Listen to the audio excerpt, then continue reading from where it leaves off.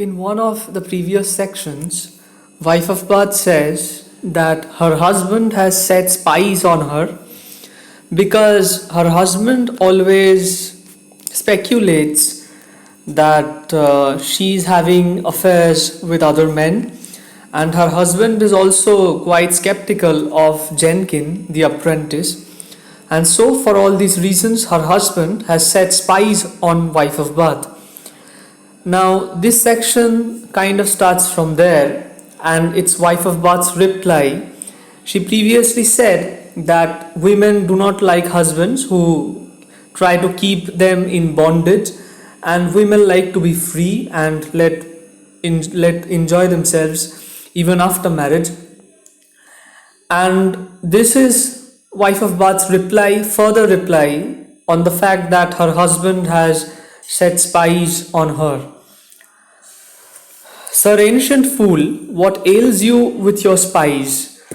Though you pray Argus with his 100 eyes to be my bodyguard and do his best, faith, he shan't hold me, save I modest, I could delude him easily, trust me. And wife of Bath said that, is it any good trying to spy on me? You won't succeed, because even if you say Argus was my bodyguard, even if you employ Argus as my bodyguard with his 100 eyes, I could slip past him. And wife of Bath is really convinced about her skills, about her flying by these spies and escaping. Argus is a classical reference to, it's a Greek mythology, reference to Greek mythology.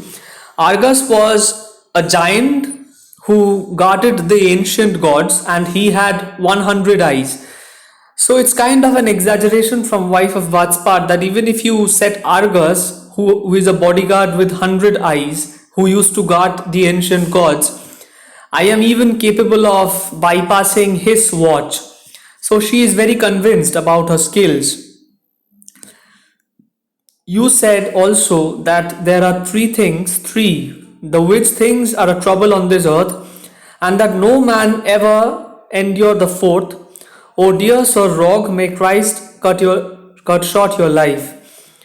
And wife of Bath says that her husband said that there are three things that which trouble people on this earth, and no man can endure a fourth. These are the three things that a man has to endure, and no one can endure a fourth. And who is the fourth? The fourth is the wife or a woman. And it is obviously, if the husband has even said this, it's a kind of a misogynistic attack again. And therefore wife of Bath curses her husband that may you die soon, may Christ cut short your life. She curses her husband. Yet do you preach and say a hateful wife is to be reckoned one of these mischances? Are there no other kinds of resemblances that you may liken thus your parables to, but must a hapless wife be made to do? And wife of Bath says that you choose to call me a hateful wife, as if there are no other things that I could resemble. And this calling of a hateful wife, she says that it's an honor, and as if there is no one else to take on this honor that you bestow upon me, to be called hateful, but you could only bestow this honor on your helpless wife. So this is what you choose to do. You choose to call your wife hateful. This is what you are. She is cursing her husband. You liken woman's love to very hell, to desert land where waters do not well. You liken it also unto wildfire. The more it burns, the more it has desire to consume everything that burnt may be. You say that just as worms destroy a tree, just so a wife destroys her own husband.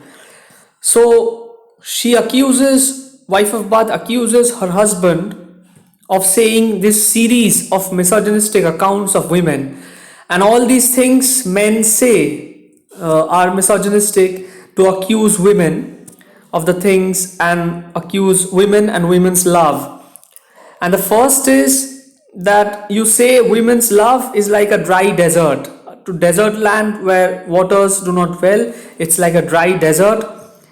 And even if you compare woman's love to hell, the very hell, you also say that women's love is like a wildfire which burns you and to consume everything that bond may be, and you say that the more it consumes, the more it desires to consume. It's an ever no, it doesn't end. It's there's no quenching to this thirst. It's ever consuming. It's never ending desire to consume the husband. So that's what you accuse your wife of. And the last one, that worms destroy a tree just so a wife destroy her husband. You say that women slowly destroy their husbands like worms. When they get into a tree, they slowly destroy the tree from within. So these are the things that wife of Bath accuses her husband of saying. And she says that men know this who are bound in marriage band. And that's where the name of the section comes, the marriage band, bondage in marriage band. And wife of Bath says that all married men are supposed to know this, and this is the bondage in marriage.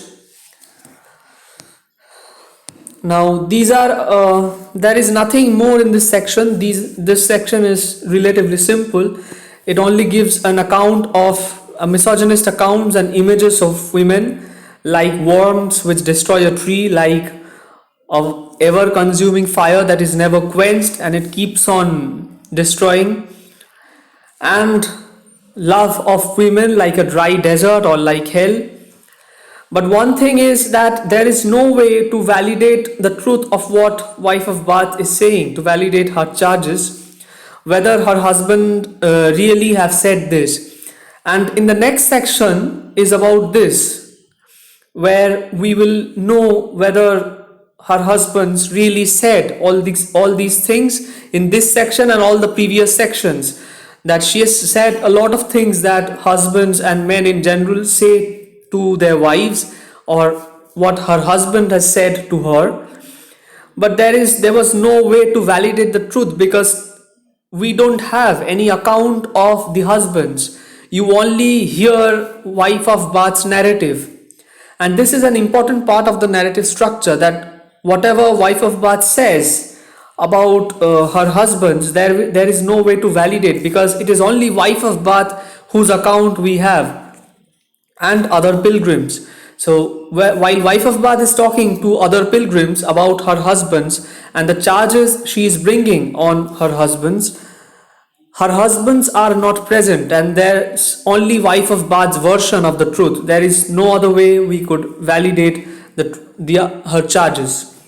So that is this section. We will learn in the next section whether all these what wife of Bath says is true in any sense.